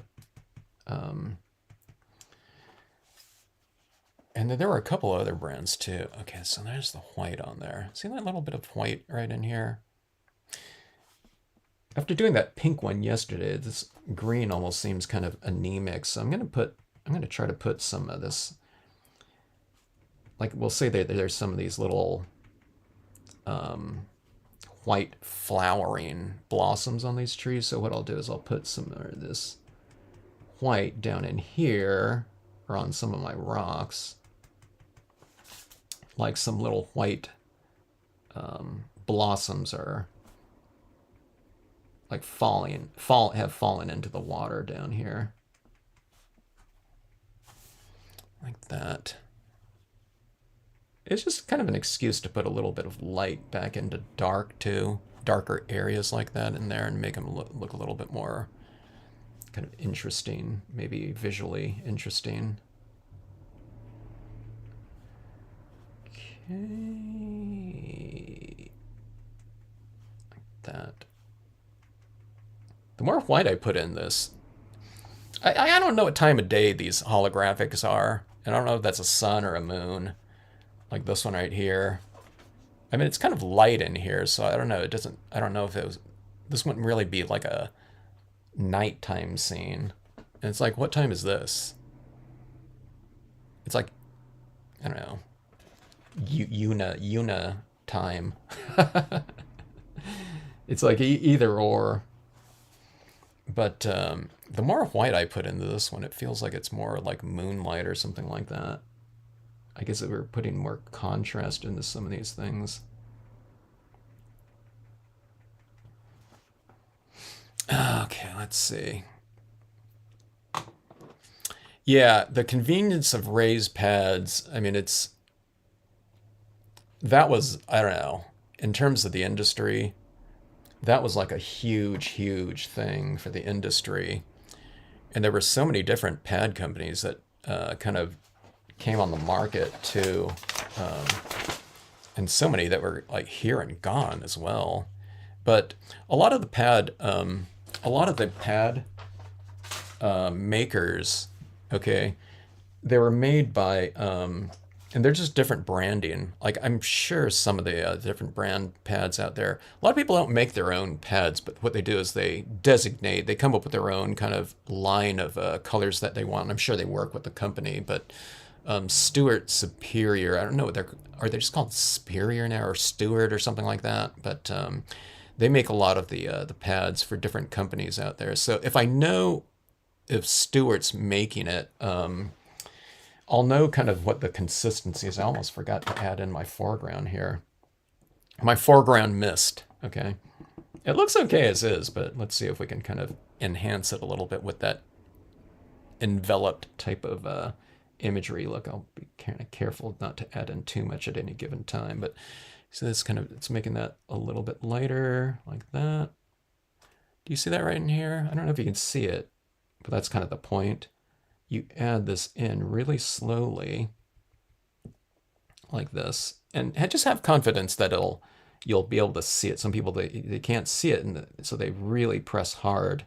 You know, if they're doing this like for the first time. But see this mist kind of coming around this corner now, and we're kind of putting this outcropping in some of that light, like that. It's illuminated, whatever, moisture in the air, like that. And see, like sometimes, I mean, this is pretty smooth in here, but sometimes it's a little bit harsh. So if I do that, I can just kind of come back in. A lot of times, if it's like a harsh mark, okay, people will want to smooth it out using the media that they're applying it with. And sometimes it gets darker and darker and darker. But if you're someone that utilizes like this white like I do, I just know that I can come back in later and give it kind of a lighter, softer look anyway, just by adding in some additional pigment ink right over the top of it. Okay, it's not like white out or something like that, like correctional fluid, but you can just kind of make something a little bit lighter like that. And look at that, it's a, you know, it's a few values lighter. And plus, then you get the added bonus of extra texturing too. So it's not like you're just covering something up. I think it adds to it visually anyway. Right down here around the feet, it gets a little bit busy with all these little textures like that.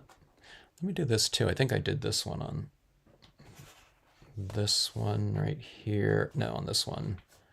So in this one right here, I just kind of left it alone, and I put this little cloud right behind there. So it looks a little bit different. This one I have that little bit of that mist coming right over the top of this right here, but leaving the right side of it a little bit sharper. So there's all kinds of other things, you know. Like I said, if I do that again, it's going to come out different. I'm going to choose, but I'm just kind of oscillating it. You put some in a little area and then leave an area just as is. But see this right here? It seems like that lighting is coming over the top of this now a little bit.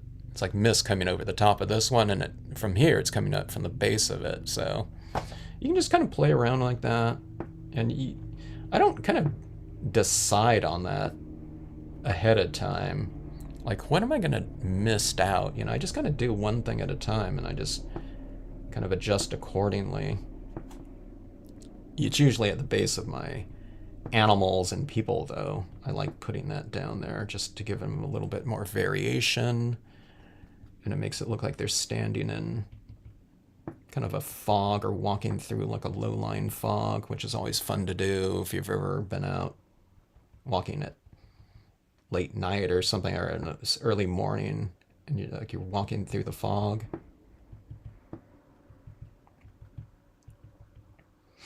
As long as it's not London in the time of like Jack the Ripper, you know. Let's have a little bit of it coming over the top of. Instead of, I like that right there. Let's put a little bit behind here and in front of this mountain right here, because that mountain looks like it's already kind of in the distance. So we'll push it back a little bit more.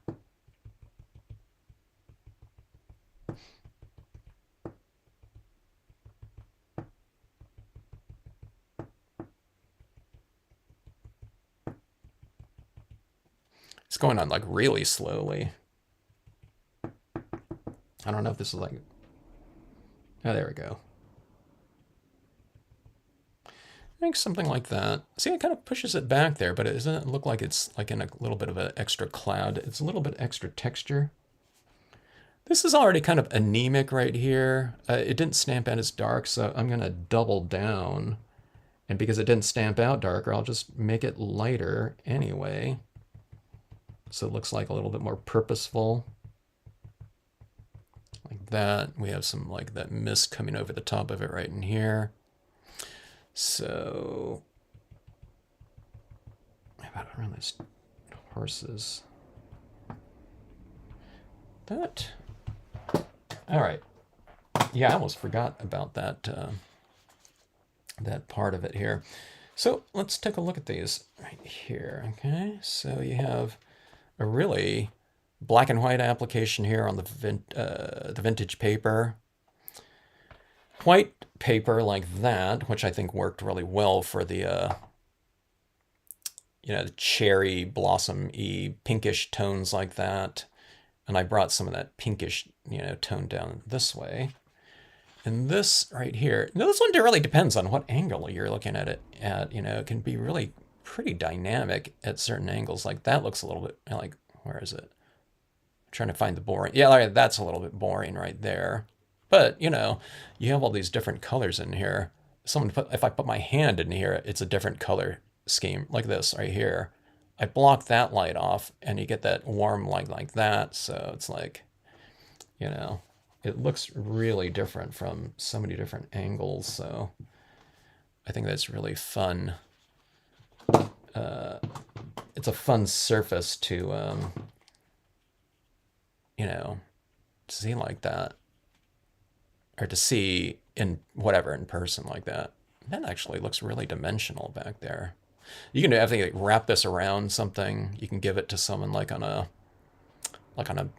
mug. I say that because I think that's some of the usages that you see on the photos, for the product. I think they have it wrapped around like glasses or something like that. I think they had it like that. You can't like put it in the dishwasher or something like that, but they do have it on different types of forms. But look at this right here. Where's that red tone in here too? I'm trying to see that reddish tinge in there. That looks kind of cool right up through. I love that type of thing like that happening right in there. Like at the tops of like if there was like some waterfalls or something like that in here, and you see that, there's a sun or something like that, and you see these like colors like that in the clouds a lot of times, like out in, whatever, like a corona around the sun or the moon. Sometimes you see these colors out in nature. So it's a little bit extreme when it's the entire piece of paper, but the brilliance ink really kind of comes into play. I'm trying to find like a real interesting angle right here. Yeah, we're just like that. That brilliance ink really comes into play with these pieces like this, and it really makes it, I think, a more usable surface for me in terms of scenic stamping, at least. Just to be able to block off some of that background in there, and just to have it kind of, it's showing through really prominently in these areas right here. First of all, because it's it's a half-page piece of paper too, so it's kind of big. But I don't know, it's just something really different. If you want to go for a different look or something like that sometime. And it's largely, a lot of the techniques on here, it's not too far different from working on a white piece of paper, except for that initial layer of white pigment ink down there.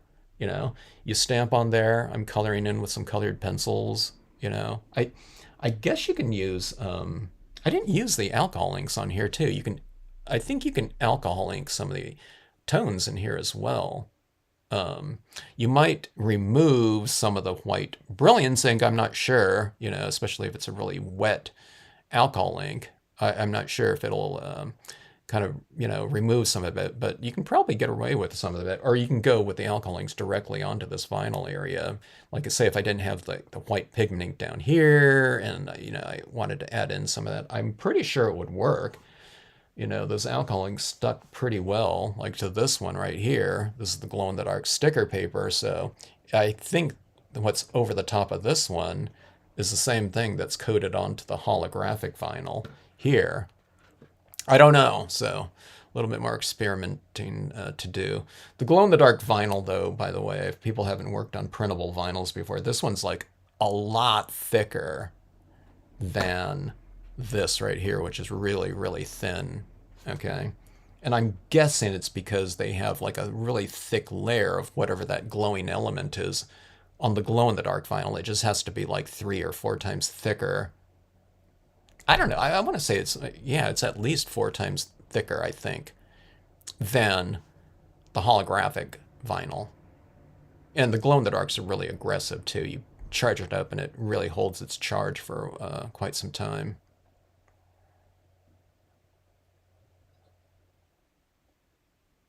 Yeah, yeah, it's great having those pads, but it was kind of interesting to see like the I didn't see the entire evolution of rubber stamping, but I think when I got into rubber stamping in the late 80s, I think things hadn't changed too much, in terms of what people were using. And even like the Marvy 1500 markers, I think those were pretty new at that time as far as usage goes. I'm guessing they started using them like 1 or 2 years before I started working for a stamp of the hand company. How did you figure out the printable vinyl paper? I don't know. That's a really good question. Okay, so I think what happened was okay, so I started using the holographic vinyl papers. Okay, not this one here, but it's kind of like this one. This is a holographic cardstock, okay? And I was able to use the white Brilliance ink and black Brilliance ink on top of this type of thing, okay? It transferred and it dried on this type of paper. But it didn't adhere to it, so I just spray seal it with a acrylic spray. But then when I became aware of the printable vinyls, it mentioned that they were made for water-based inks. Now, see, I didn't even know that inkjet printers. I didn't know that was water-based ink. I guess it made sense, but I never really thought about it. But so when I found out that was, and it said it's for dyes, okay, on the paper pack, and I thought, well, here's the brilliance here. So what I've been doing before, kind of crowbarring, the technique into that type of, very sealed paper. I thought it could work on this one, and it did, and it dried on here really fine. But the big thing that part didn't surprise me, but I was shocked at the colored pencil ability on top of the Brilliance applied ink on the printable vinyls. That part to me was surprising because if you try to color on like even the sealed white Brilliance ink on this type of paper, I'm just scratching into it. It's just removing the Brilliance ink on this. This one's just too sealed off, where you can lock down those colors, but you can't color them. I don't know. I mean, I didn't put on like 10 layers of sealant or something like that on this type of paper. I wouldn't do that because it wouldn't even look very glossy and shiny, or it would look really flat, with that much coating on there. But the colored pencils on that. So it's just, I don't know. I don't remember the first time. I'd have to look. I probably did it in a video form, but I don't know. I'd probably watch it and I'd see myself being shocked. But I don't know. I don't know if I used the colored pencils on that first one either, because I don't know if I could have. I don't know if I would have thought of that. Okay, so you can buy the Marvy inks. Did anyone answer that? The inks you can. Darlene, Marco's Papers. I think it's marcopaper.com though, without the S though. That can confuse me. But Marco's Papers had some. I think they actually had a few pads left, but it's the re-inker ones that you want, okay? And like I said, you don't need a huge amount of them. But if there's like a number 11, I don't know, if anyone wants to know what inks I would, recommend looking for, it would be like the brighter tones, like a 6 brown, because we use a lot of brown tones in nature. Greens, there would be like a number 11 green. I think I might have like a chart of some things that I've sent out to people before in terms of recommended colors. But like I said, if you just kind of layer them into any type of coloring scenario, you'd get the benefit of them. So, a lot of times when I'm buying new inks from different companies like Ranger and stuff, I'm not even buying the pad anymore. I'm just buying the re-inker because I'm just putting that on, a couple drops onto my applicator and just coloring in. The only thing you really need the pads for. The pads are really convenient though if you just want to grab them and just kind of dab into it and just start coloring. But you get really a lot more ink in a re-inker bottle than you do the pad. They usually cost the exact same thing as the pad too. And then, I don't know, they take up less space. I got a bunch of, different bottles of just re-inker fluids right on my desk here. You can fit like 40 different bottles of re-inker fluid. And like I said, I don't know, they probably have like 3 times as much ink as a pad does. I mean, you can buy the pad and the re-inker, but like I said, unless you're making impressions using that color, you really only need the re-inker fluid.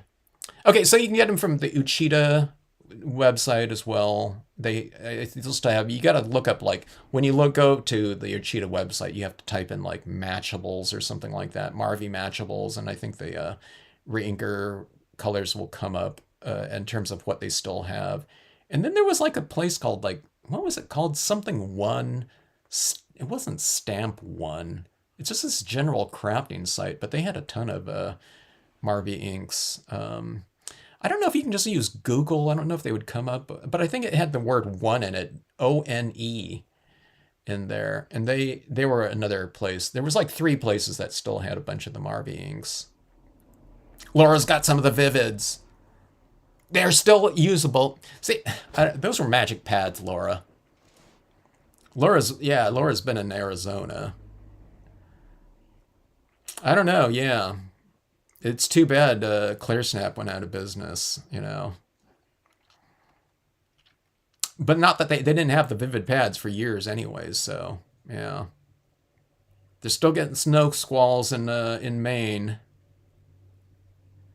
Definitely making the book. The zombies were great. Hope you have a great more later on. By my Santa Winter Christmas imagery. Oh yeah, yeah. We need some Christmas types of figures. By pure chance, one day at our local art store,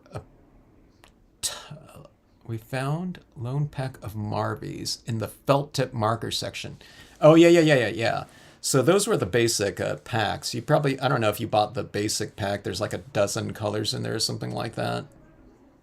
Yeah, that's the way they used to sell I think that's the way they mostly sold those markers, were in those packs. Not a lot of people bought them individually because a lot of stores didn't even carry them. They would have like a display for different types of markers. So few places had marker displays. So they'd sell them in these packs. It would look like the La Plume packs like this. In fact, I think this is the same plastic thing right here. Here's the Marvy La Plumes like this, but they had the Marvy matchable ones like this. So they were in like, I think they were like 2 sets like this, and they were like different colors in them. But a lot of people had them. I don't know how many was in here. 24. They might have had like it was like a 30 pack or something like that. So a lot of people had those ones. And I don't know how popular they were, but some of their packs, I kind of questioned their color choices, but it might have been for a different market or something like that. But there were a lot of like gray tones in there, like warm gray, cool grays, and stuff like that. And I think for the stamper, they would have wanted brighter colors, but maybe like 2 grays or something like that. So, but a lot of people still got those though, because it was just a cheaper way to probably buy those Marvy 1500 series colors like that. I don't know. I wish someone would pick up those inks, at least in terms of the chemistry of them. I wish they would sell their formula to someone else, and then they can make them in these like cheapo, packs or something like that. Okay, yeah. Anyone have recommendations for Sheila on the semi-gloss cardstock? Like I said, I recommend people for the Hamilco glossy cardstock. Okay, the Hamilco gloss is a semi-gloss cardstock. By everything that I know, it's much more of a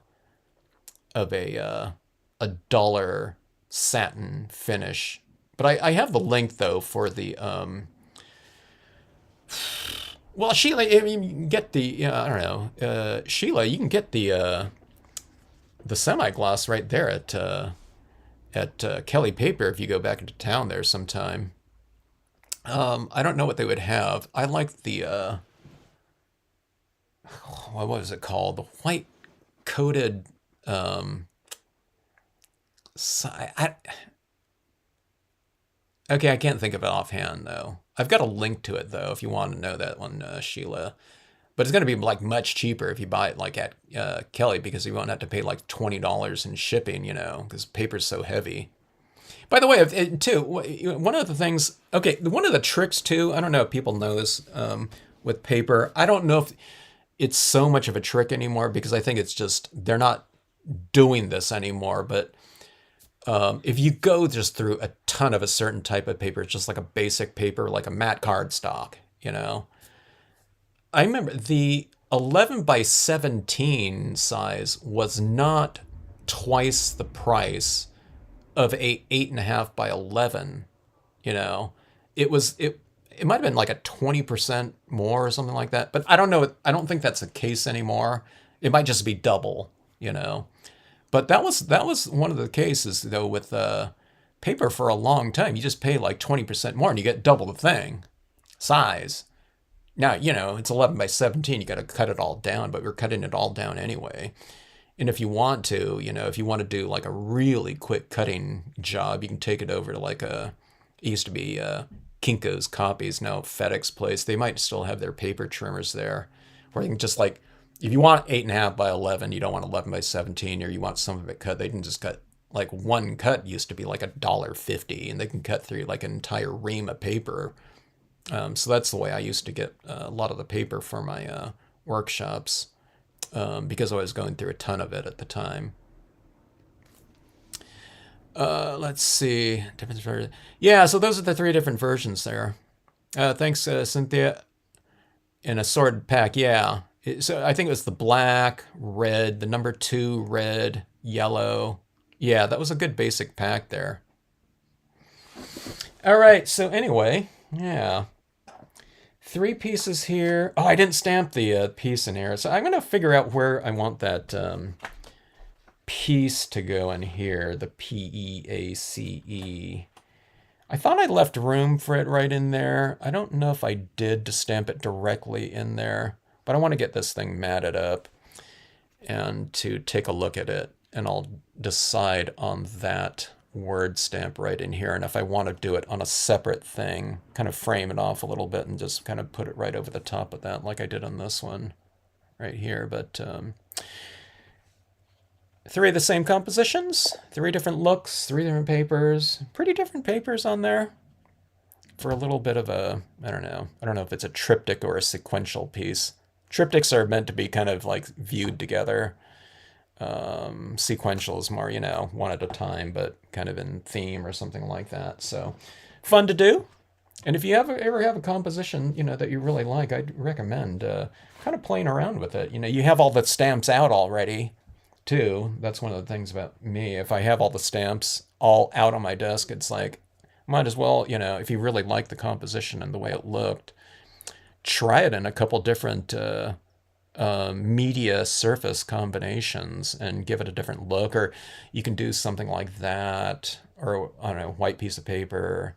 You can do it different times a day. You can do it different seasons too, kind of in certain situations, color schemes or whatever. This one's really different in terms of the surfaces, but even if you did it all on the same surface, yeah, you can do it different times a day or different seasons, all kinds of things. You can kind of challenge yourself to, I don't know, kind of vary things with the same composition. Some people just stamp out the whole thing. They just do all the stamping. I stamp these ones out differently, but you can just do assembly line foundation pieces and then just color them all differently or something like that. Hello, Mickey. How are you? Holographic papers, fun stuff. So this one would be fun too. Like, if I just did this right down here as a reflection card too, would be kind of fun. So you just throw, I wouldn't have it. I would have this equal size here, but I'll show you what this looks like as a reflection card. So we have this piece like this, okay, and as a reflection card. Now, I wouldn't have that piece up here in a reflection because I don't like that upside down, texting in here. But see this tree kind of reflecting in this area down below like that. And then you could put your horse, these creatures, you can stamp them on this piece down here. And I think that would look really cool like that. So if you do put a lot of work into some object like that, even the holographic, here's the holographic one like this. But see how dimensional that looks like that? So this whole piece down here, I always kind of mention it in a reflection card format. Whatever effort you put up here, you get doubled for like no effort at all. Let's see what it looks like. Now this one right here would be better with the gold reflection down here. The gold paper with this warm tone up here. But see, that looks pretty cool like that too. Or you can go up here. See, down here, I guess you can kind of see that moon a little bit. But if I go up here, that moon is a little bit more prominent like that.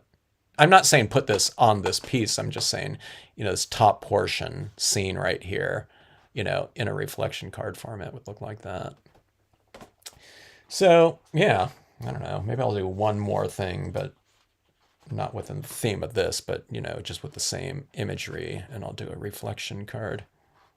It's been fun working with this mystic imagery. I've been using all the other imagery that's come out since then, but it's been kind of fun going back to this one. So black and white, a little bit green tones, plus all the holographics in here, and pinkish tones right here for a little bit of different look. Trying to get your mojo back, Mickey. Do a reflection card, There's nothing more exhilarating than that. Or go back way back to, being like a kid and utilize the glow in the darks like that. Who doesn't like stickers, like that? Sticker papers and stuff like this. This one was a really fun one to work on. So this is all glow in the dark right here. And then the moon is a glow in the dark right there.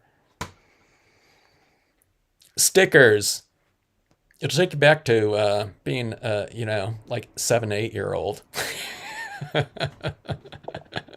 And then taking your card into a dark room, or flipping off the lights after you work on it and watching it glow like that. It's always fun. So it's like I don't know. I always like those types of things. Glow in the darks, glitter. I don't know if I had so much glitter stuff as a kid, but anything like that, like lighting types of things, there's always cool. Going into a furniture store and seeing like an oil lamp or something like that. Or I mentioned this yesterday, those velvet black light posters, talking about with Linda, who photographed her glow-in-the-dark piece under a black light. It like burned out my rods and cones looking at it on Facebook, but it was like so cool to see. So it just takes you back to like really fun stuff. Yeah, that's what this one's supposed to look like. It's supposed to look like one of those like cherry blossom types of Asian Chinese or Japanese types of scenes. If we had like a image of Mount Fuji in the background, I can use my tall peak instead of or something like that for a Mount Fuji-ish scenario. But yeah, that's what that one's supposed to look like right there. Yeah, if you get it, Mickey, printable glow-in-the-dark vinyl sticker paper, okay? Don't get just the glow-in-the-dark paper.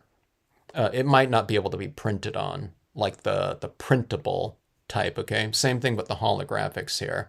If you get the holographic types of papers, in this technique right here, we can get holographic paper and just stamp on it with like stays on ink or something like that, and that would work. And as well as the glow in the dark vinyls, but the printable types, just get that, and it'll open up more application media possibilities for you, and you won't have to depend on so much of the specialty inks. Now this one, I use the water-based inks on here, but it can accept more media than that.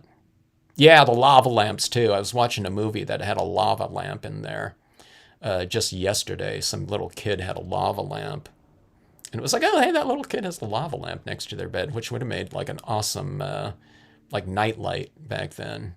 Yeah, I loved all that type of stuff. So these things like this, holographics and glow in the darks, it's just so much fun. It takes you back to being a kid. And then, I don't know. Yeah. This one right here, I might actually utilize a couple pieces of little glitter in there because I have a bunch of pink ones holographic pinks, that I might bring into a piece. If not on this one, I might do it on another piece. I still haven't done my pink menagerie scene yet, with just like pink everywhere, like I've seen on I've seen it on photographs, but I think they're more like photoshopped photographs. But they look really cool, like the entire like pink valley, with the hills of pink and and everything like that. I want to do like a little bit more crazy pink applications in there. All right, folks. Thanks so much for checking out the vid. And if you watch these other ones, hope you like the series. I'll finish this card off. I got to figure out what I'm going to do with that word stamp.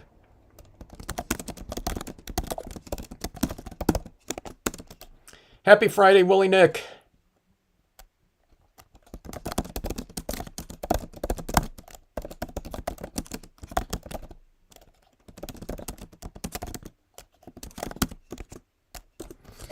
All right, everyone. Thanks again for tuning into the channel. Great to see you all. Happy evening, morning, rest of day for our internationals viewership here.